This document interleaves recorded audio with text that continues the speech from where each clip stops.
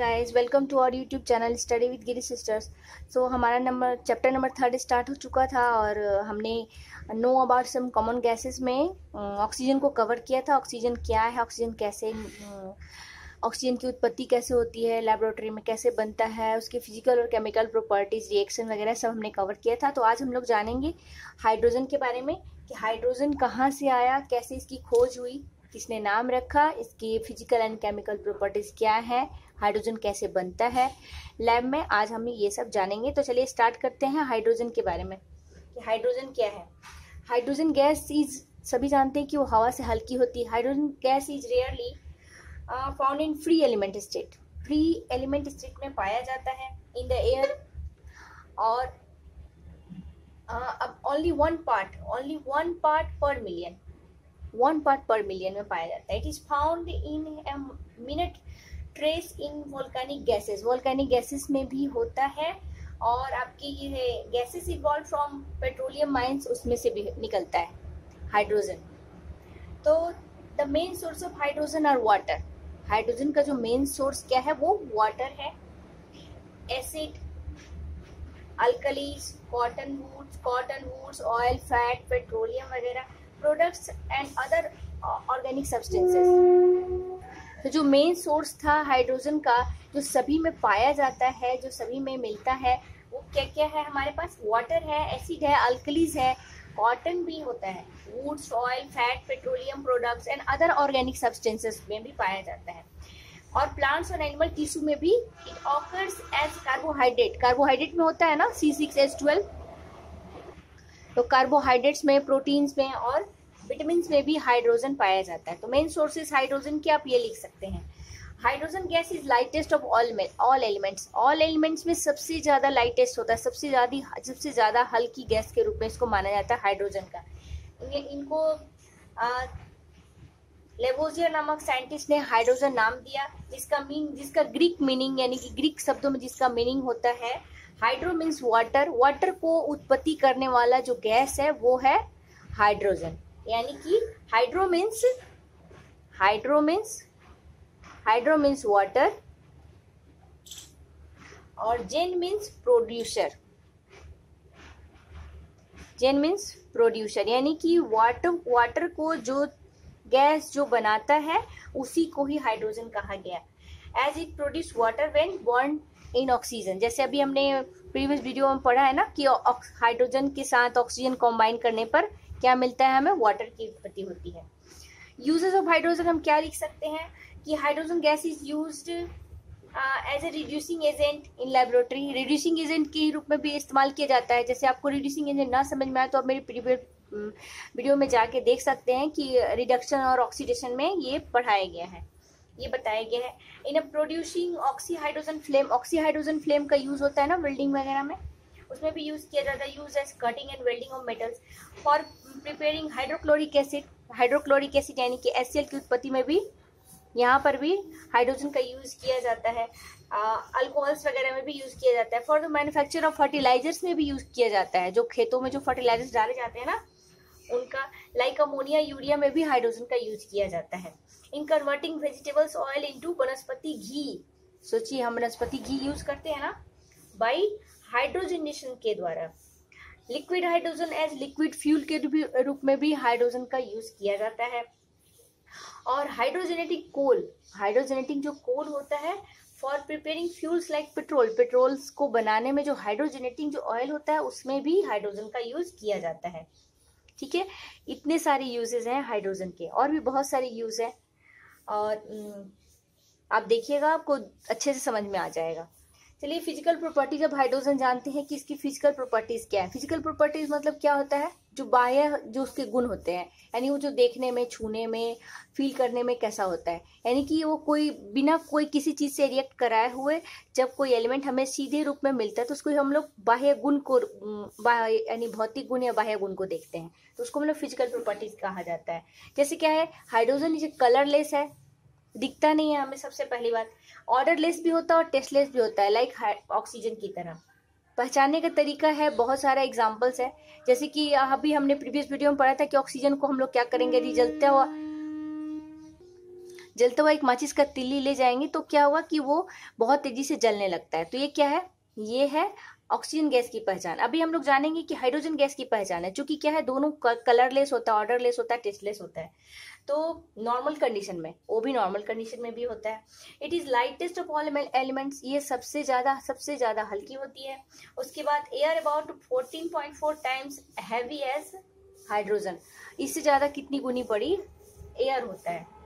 तो balloons filled with hydrogen, आपने देखा होगा ना कि बैलून कितनी आसानी से हवा में उड़ती है। तो वो किस वजह से उड़ता है, वो इसलिए कि उसमें हाइड्रोजन गैस डाला जाता है। हाइड्रोजन गैस डाला जाता है, हाइड्रोजन चूंकि बहुत हल्की होती है, इसीलिए हाइड्रोजन गैस भरने के बाद बैलून्स वगैरह में बैलून हवा में उड़ने लगता है। ठीक है। और the gas is almost insoluble in water, ये इनसॉल्युबल होता है वाटर में। ऑक्सीजन बहुत स्लाइटली सॉल्युबल होता है, और चूंकि हाइड्रोजन क्या है, इनसॉल्युबल होता है। Hydrogen is best conductor of heat among the gases, इसका एक बहुत अच्छा ये भी प्रॉपर्टीज है कि हाइड्रोजन जो है वो क्या है, बेस्ट कंडक्टर होता है हीट का अमॉन्ग द गैसेस। गैसों के बीच में सबसे अच्छा बेस्ट कंडक्टर के रूप में हाइड्रोजन माना जाता है। गैसियस में हमने पढ़ा था ना, मेटल्स वगैरह में कंडक्टर के रूप में गुड कंडक्टर, बैड कंडक्टर। तो ये इसके फिजिकल प्रॉपर्टीज, इसके बाह्य भौतिक गुण है। केमिकल प्रॉपर्टीज क्या है, सबसे अच्छी बात क्या है कि हाइड्रोजन क्या है, hydrogen gas is combustible but not in supporter of combustion. Hydrogen खुद ज्वलनशील है पर जलने में सहायता नहीं करता है। ठीक है। When A lighted splinter is inserted into a gas jar filled with hydrogen gas, एक लाइटेड स्प्लिंटर ले जाएंगे ना हाइड्रोजन गैस, जो कि हाइड्रोजन गैस में जो कि एक जार में जो हाइड्रोजन गैस से भरा हुआ है, तो क्या होगा, इट इज पुट ऑफ, ये बुझ जाता है। But the gas Burns with A blue flame, जो स्प्लिंटर ले जाएंगे वो बुझ जाता है, लेकिन गैस खुद ब्लू फ्लेम के रूप में जलने लगती है। तो क्या है, ये कंबस्टिबल है, मीन्स क्या हुआ कि खुद ज्वलनशील तो है पर जलने में सहायता नहीं करता है। इसके और भी एग्जांपल, जैसे रिएक्शन विथ नॉन मेटल्स में हम देख सकते हैं क्या कि hydrogen forms non metallic hydrides with non metals. Hydrogen क्या करता है कि नॉन मेटल्स के साथ उनके हाइड्राइड्स बनाता है। ठीक है। जैसे कि आप देखिए क्लोरीन के साथ यदि इक्वल वॉल्यूम में लेंगे तो क्या होगा कि डिफ्यूज सनलाइट में तो HCl गैस बनाएगा। यदि हम क्लोरीन के साथ, ये नॉन मेटल के साथ रिएक्शन हो रहा है, ठीक है, ये ध्यान दीजिएगा, नॉन मेटल के साथ रिएक्शन हो रहा है, तो डिफ्यूज सनलाइट में तो ये HCl गैस बनाएगा। ठीक है। HCl गैस क्या है, HCl है हमारा एसिड, हाइड्रोक्लोराइड गैस बनाएगा। The reaction is negligible in dark and explosive in direct sunlight, ये डायरेक्ट सनलाइट में भी नहीं किया जाता है, और ये क्या है, निग्लेजिबल। और ये जो रिएक्शन होता है वो क्या है, वो डार्क में नहीं हो सकता है, तो ये भी ध्यान दीजिएगा। जैसे अब नॉन मेटल्स में आते हैं, सल्फर है, क्लोरीन है, ये गैसेस हैं। तो hydrogen gas react with boiling sulphur to form hydrogen sulphide gas. Hydrogen sulphide gas का क्या है स्मेल, सरे अंडे की तरह स्मेल आता है। ठीक है। तो जो है आप लोग यदि सल्फर को देखे होंगे, सल्फर अभी स्कूल वगैरह बंद है तो आपने नहीं देखा होगा, यदि खुलेगा तो आप लैब में जाकर एक बार देखेंगे।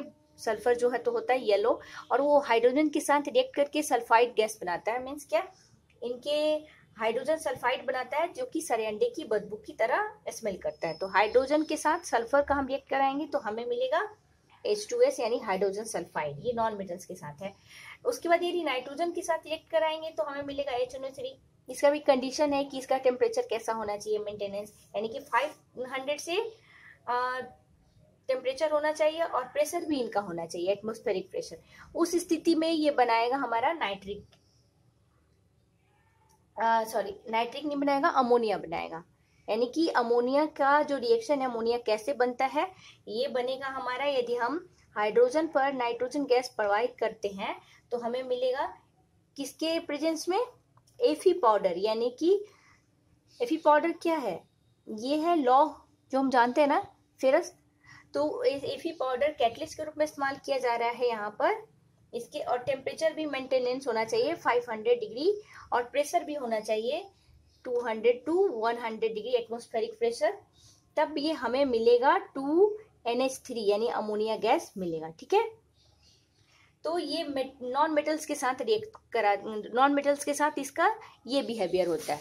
अब मेटल्स के साथ क्या है कि मेटल्स के साथ है स्ट्रॉन्ग इलेक्ट्रोपॉजिटिव मेटल्स लाइक जैसे सोडियम हुआ, कैल्शियम हुआ, react with hydrogen when they are heated and form metallic hydrides. इनके मेटालिक हाइड्राइड्स बनाता है किसमें, व्हेन दे आर हीटेड, जब इन लोग को हीट किया जाता है तब। Strong metals strong electropositive metals, strong electropositive metals कौन कौन आते हैं, जैसे सोडियम हुआ, कैल्शियम हुआ, ये सब स्ट्रॉन्ग इलेक्ट्रोपॉजिटिव मेटल्स हैं। The metallic hydrides react with water to produce hydrogen. इनके जो होता है, देखिए हमने क्या करा है, मेटल्स के साथ रिएक्ट करा रहे हैं इनका। तो यदि सोडियम हमने ले रखा है यहाँ पर और यदि हम हाइड्रोजन के साथ रिएक्ट करा रहे हैं तो हमें मिलेगा 2NaH। ठीक है, ये क्या है, सोडियम हाइड्राइड है।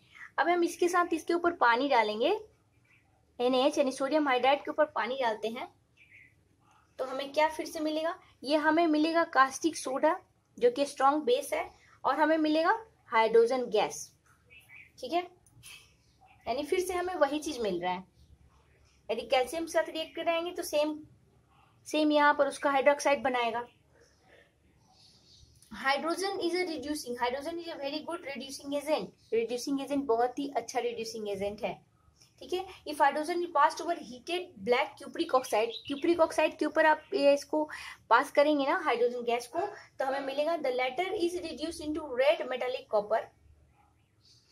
पहले क्या करेगा कि क्यूप्रिक ऑक्साइड है, CuO है, और यदि हम इसको हाइड्रोजन को पास करेंगे, हाइड्रोजन गैस को किसमें, हीटेड ब्लैक क्यूप्रिक ऑक्साइड, ये हीटेड किया जा रहा है, ये भी कंडीशन होता है लैब में।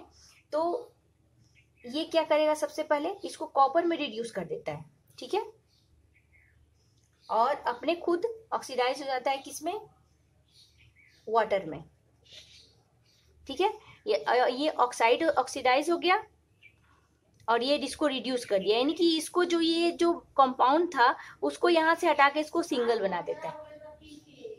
ठीक है, तो ये है हमारा मेटल्स के साथ इसका रिएक्शन ये होता है। हम लोग जानेंगे कि इसका लैब कैसे प्रिपरेशन होता है। तो लैब में हाइड्रोजन गैस कैसे बनाया जाता है, इससे पहले भी नेचर ऑफ मैटर में ये टॉपिक आ चुका है कि हाइड्रोजन गैस कैसे इवॉल्व होता है। तो लैब में ऑपरेटर्स के बीच में, इसीलिए आपको इस चैप्टर के स्टार्टिंग में इंट्रोड्यूस कराया गया है बहुत सारे ऑपरेटर्स के, जो लैब में जो ऑपरेटर्स यूज होते हैं ना, उन सब का आपको इस चैप्टर में इंट्रोड्यूस कराया गया है। मैंने नहीं बताया क्योंकि आपकी बुक में है और वो तब तक आपको याद नहीं होने वाला है, याद तो हो ही जाता है पर यदि आप एग्जाम्पल के तौर पे देखें, लेकिन प्रैक्टिकल करने से केमिस्ट्री ज़्यादा समझ में आता है। फिर भी आप इसको देखिए, आपको अच्छे से समझ में आ भी जाएगा, इसमें ज़्यादा टेंशन की बात नहीं है। तो जो लैबोरेटरी में हाइड्रोजन गैस को कैसे बनाते हैं, laboratory preparation of hydrogen gas. देखिए, सबसे पहले इम्प्योर जिंक जो लेते हैं वो ग्रैनुलेटेड होना चाहिए। ठीक है, और दूसरा है डाइल्यूट सल्फ्यूरिक एसिड होना चाहिए। और जैसे कि हमारा डायग्राम दिया हुआ है हमारे बुक में कि ये एक वोल्फ बॉटल है। ठीक है, तो वोल्फ बॉटल में ये है हमारा थिसिल फनेल। ठीक है, और ये है हमारा बेंट ट्यूब जिसको डिलीवरी ट्यूब भी कहा जाता है, और ये है गैस जार जिसमें हम गैस को इकट्ठा करेंगे, और ये है पानी से भरा हुआ एक टब ले रखा है हमने, या ग्रेनुलेटेड जिंक ले रखा है हमने, और इसमें हम लोग क्या डालेंगे, इससे हम लोग डालेंगे सल्फ्यूरिक एसिड, ताकि ये रूम टेम्परेचर पर ही हाइड्रोजन गैस को इवॉल्व किया जा सके, निकाला जा सके, बनाया जा सके। तो सबसे पहले जो है कि some granulated zinc is taken in a Woulfe bottle with air tight cork. Air tight cork से ये पूरा जो प्रोसेस है वो एयर टाइट में होना चाहिए। और एक थिसिल फनेल होता है, एक डिलीवरी ट्यूब होता है, जैसे कि अभी मैंने बताया। तो इसमें जैसे ही हम लोग क्या करेंगे, इम्प्योर, ये जो पूरा प्रोसेस जो होता है वो एयर टाइट होना चाहिए। तो जैसे ही हम लोग डालेंगे यहाँ पर जिंक के ऊपर डाइल्यूट सल्फ्यूरिक एसिड डालेंगे तो रिएक्शन टेक्स प्लेस, रिएक्शन होगा और hydrogen evolves and come out through the delivery tube से गैस निकलना शुरू होगा। और आफ्टर सम टाइम से gas jar is filled with water, इसको हम लोग इन्वर्टेड करके गैस जार को रख लेंगे। और उसके बाद क्या करेंगे, over the end through delivery tube, then the gas is collected in the gas, इस तरह से गैस को हम लोग कलेक्ट कर लेंगे by the downward displacement of water. Downward displacement of water के जरिए हम गैस को इसमें क्या कर लेंगे, इकट्ठा कर लेंगे। ठीक है, ये है पूरा प्रोसीजर जिसका जिंक ग्रैनुलेज के साथ सल्फ्यूरिक एसिड रूम टेम्परेचर पर रिएक्ट करके ZnSO4 सॉल्ट बनाता है और हाइड्रोजन गैस इवॉल्व होता है। इस लेबोरेटरी प्रिपरेशन ऐसे ही की जाती है, ठीक है। इसमें क्या होना चाहिए कि सबसे पहले की जो पूरा जो प्रोसीजर है वो एयर टाइट होना चाहिए।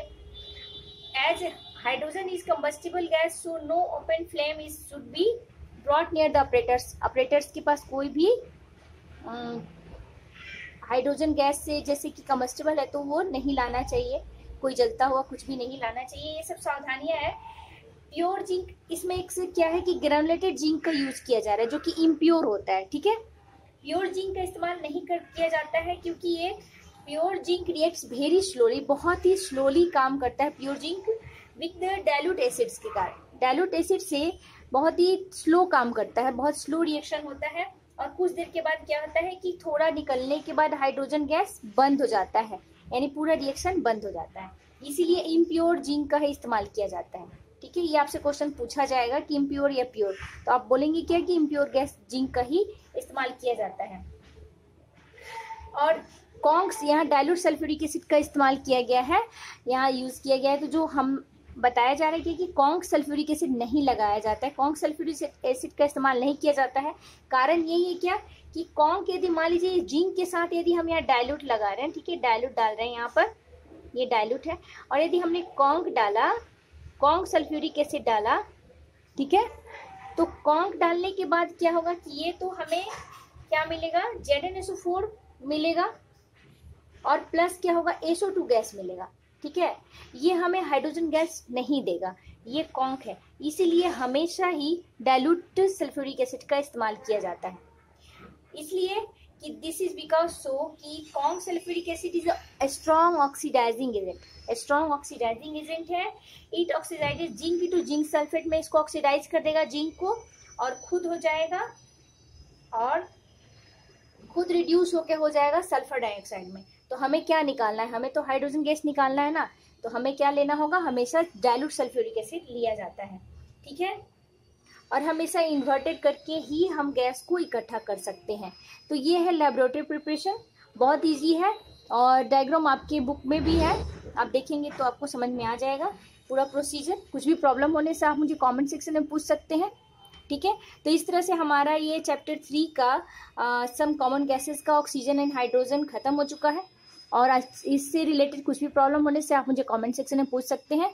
तब तक अच्छा से पढ़ाई करिए, ठीक से ध्यान रखिए और स्टडी ज़रूर करिए, सेल्फ स्टडी बहुत ज़रूरी है, ठीक है।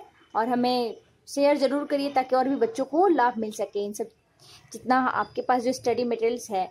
चलिए तब तक अपना ध्यान रखिए, फिर मिलते हैं। Thank you so much, bye bye.